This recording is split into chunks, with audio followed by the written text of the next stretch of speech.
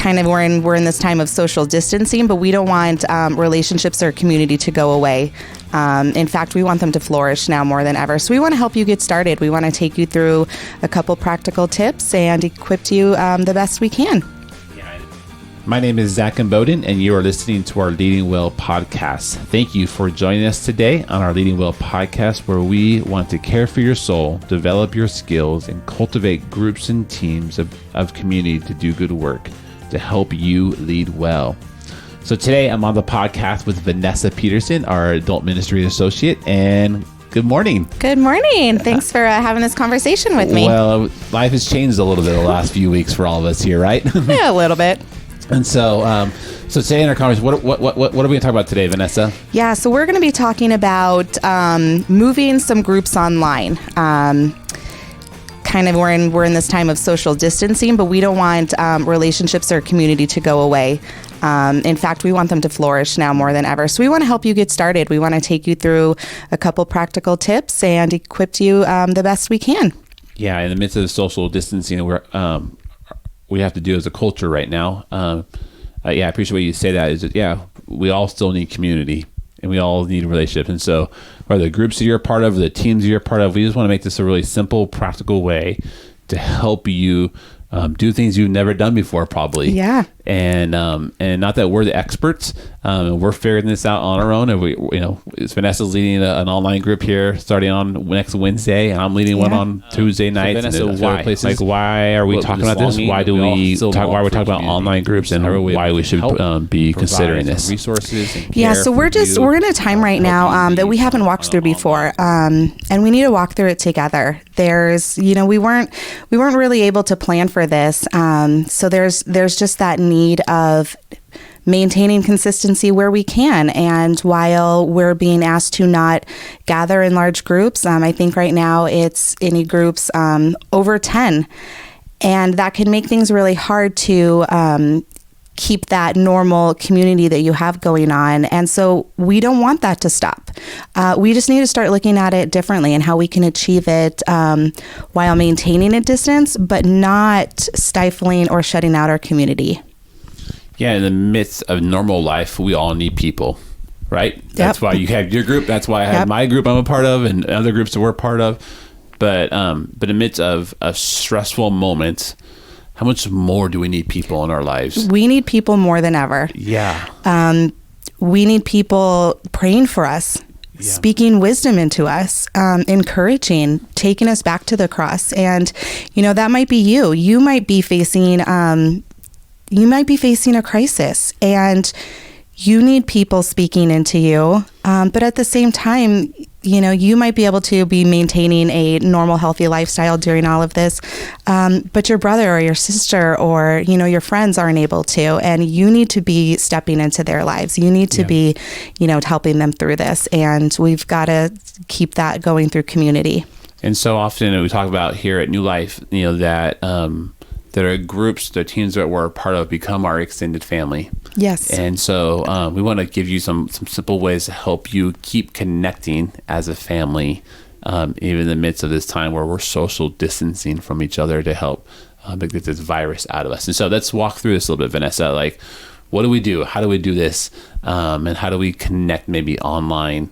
So how do we do that? And so I'm going to recommend there's kind of 4 places that you, kind of 4 tools you can use to help us connect online. So one is FaceTime. If you have an iPhone or iPad or something like that, if your group has those, that's an easy way. You can have multiple people be part of that group in that FaceTime conversation. And so even just using FaceTime. The second one, it's what we're using here at New Life when we do some online groups, is Zoom meetings. And they do is make it really simple, really easy.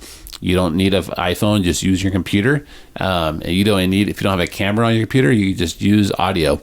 And if you have a microphone attached to your computer, which most computers do now, or you could use your headphones. If you have headphones with microphones, you could do that as well. And so Zoom is a really easy, and there's a free version, and then there's a small pay version as well.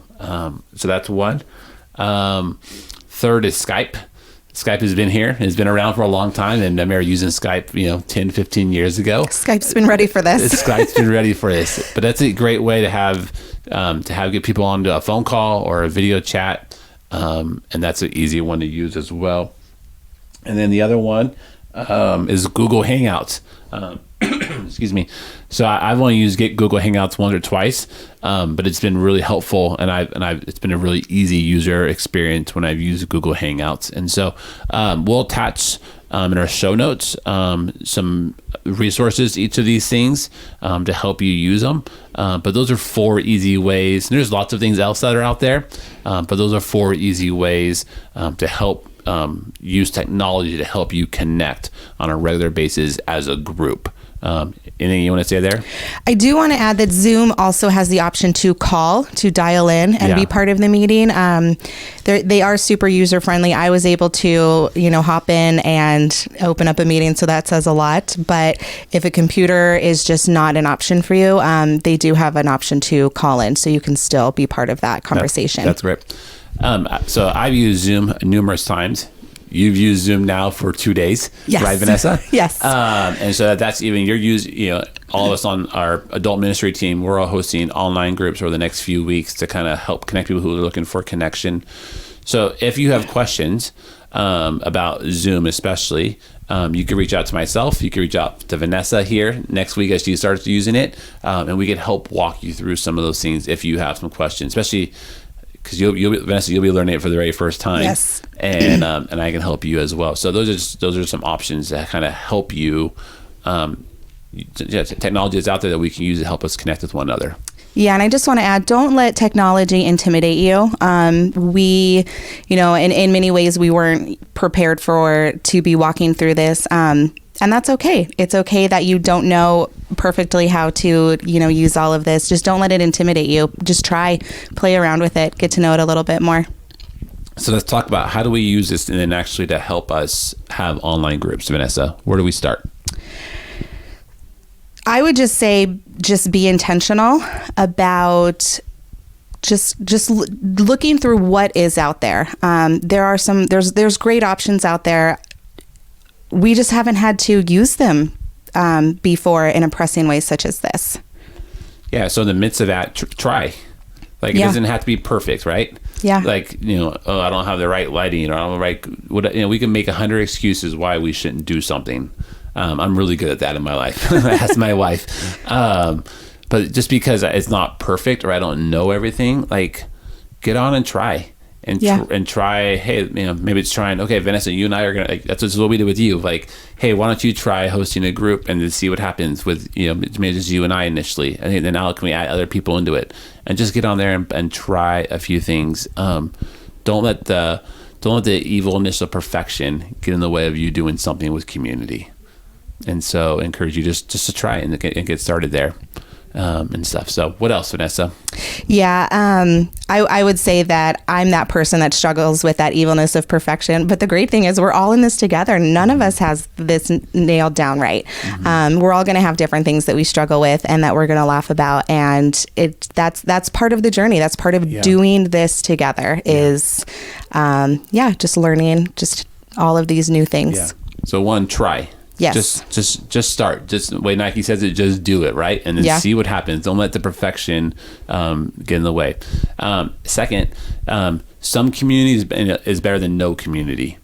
And so what I mean by that is just because maybe not your whole group can participate, or not everyone is available at a certain time, or try. Engage those who can engage. Honestly, you want to be sensitive and trying to help the many people in your group or your team that you can, but to engage. We all need some community, and some community is better than no community. And so I would encourage you to try and connect with your people. Keep it regular, keep it consistent, just like you normally do. If you have a Tuesday night Bible study at somebody's house, do Tuesday night at 7:00, and just do what you normally would do. To kind of keep that rhythm of connecting with people. Yeah, and I would say, don't get discouraged. If your group, if not everybody's able to meet, or, maybe you do put a lot of effort into getting to know this new technology and you're unable, or, your first meeting, you don't have anyone show up. And yeah, that's a hard thing, but don't get discouraged. Be consistently available. That's one thing during this unknown time that we're in, is if you're showing that you're consistently available, that builds trust and that builds comfort. And that's so important in community. Yeah. Along with that, just communicate what you're doing. Hey, at 7:00, we are all gonna call this number and do FaceTime together.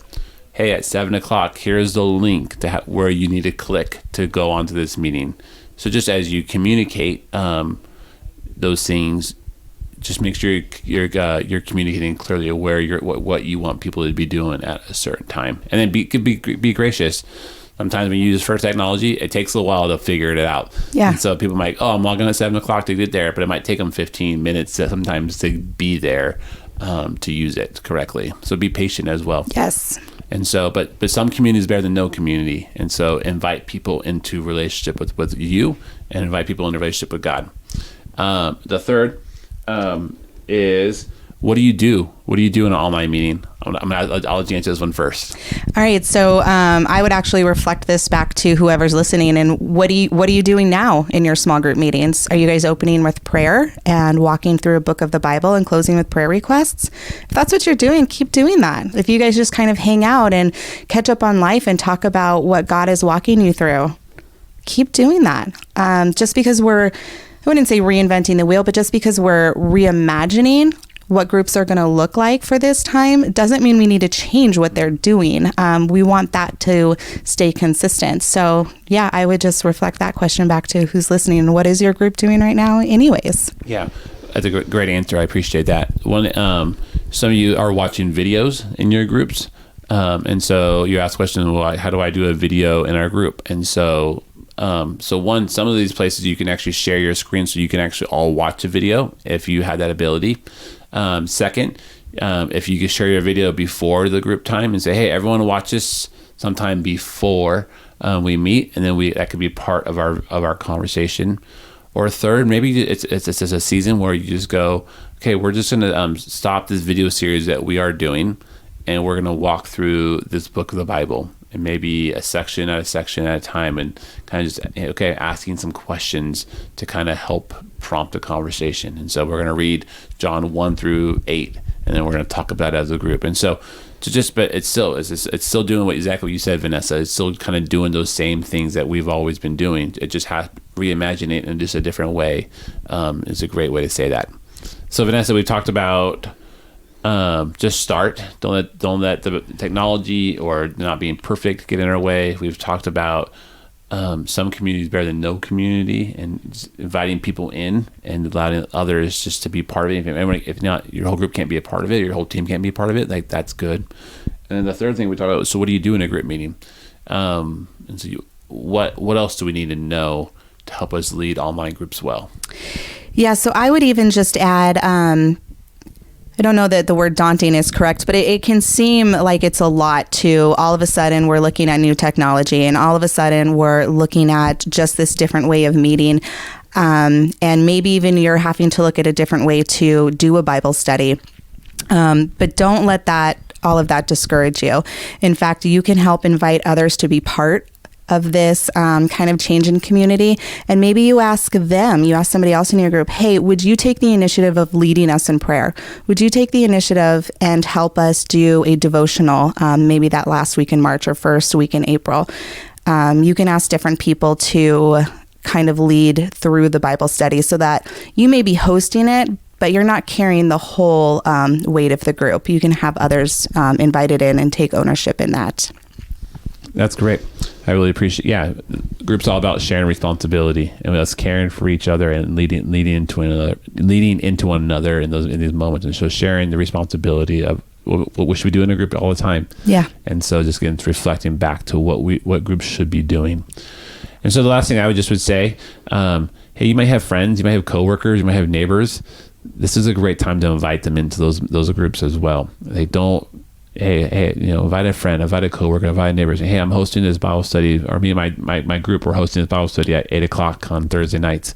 Come join us if you're looking for something to do, and or you want to hear hope in this midst of chaos that we have in our culture right now. And so invite them in, invite people into this. And the last thing I just would say as well, just because we're talking about what happens on Tuesday nights at 6:30, that's only a small aspect of group life.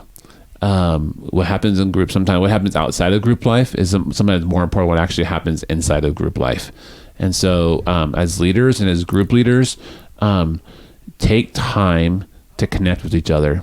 Take time even outside of Tuesday at 6:30 to check in. How you doing? How can I pray for you?